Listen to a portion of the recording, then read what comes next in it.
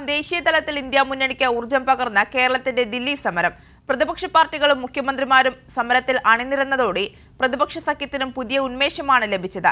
പൊതു തെരഞ്ഞെടുപ്പ് അടുത്ത സാഹചര്യത്തിൽ ഏറെ നിർണായകമായ പങ്കാണ് കേരളം നടത്തിയ സമരം വഹിക്കുന്നത്.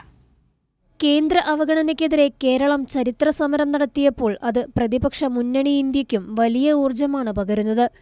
കേരളത്തിന്റെ സമരവേദിയിലേക്ക് ദില്ലി മുഖ്യമന്ത്രി അരവിന്ദ് കെജ്രിവാൾ, പഞ്ചാബ് മുഖ്യമന്ത്രി ഭഗവത് മാൻ, കശ്മീർ മുൻ മുഖ്യമന്ത്രി ഫറൂഖ് അബ്ദുള്ള, SP നേതാവും മുതിർന്ന അഭിഭാഷകനും രാജ്യസഭാംഗവുമായ കപിൽ സിബൽ, തമിഴ്നാട് മന്ത്രി PTR എന്നിവർ എത്തിയതോടെയാണ് ദേശീയ തലത്തിൽ എന്തുമാത്രം ചലനം സൃഷ്ടിക്കാൻ കഴിയുന്നതാണ് കേരളം മുന്നോട്ട് വെച്ച സമരമാർഗമെന്ന് കേന്ദ്ര സർക്കാരിനും വ്യക്തമായത്.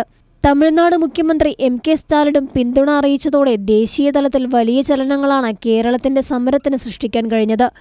പ്രധാനമന്ത്രി നരേന്ദ്രമോദിയും BJPയും നടത്തുന്ന ഉത്തരേന്ത്യ ദക്ഷിണേന്ത്യ വിഭജന പ്രചാരണത്തെയും ഇല്ലാതാക്കുന്നതായിരുന്നു കേരളത്തിന്റെ സമരം. കേരള കോൺഗ്രസ് നേതൃത്വത്തിന്റെ നിലപാടിൽ ദേശീയ നേതാക്കൾക്ക് പങ്കെടുക്കാൻ കഴിഞ്ഞില്ലെങ്കിലും കോൺഗ്രസ് അധ്യക്ഷൻ മല്ലികാർജുൻ ഖാർഗെയടക്കം കേരളത്തിന്റെ സമരത്തിന് പിന്തുണ നൽകിയത് ഇന്ത്യ മുന്നണിയുടെ മുന്നോട്ടുപോക്കിന് വലിയ ഊർജം പകരും. കൈരളി ന്യൂസ്, ദില്ലി.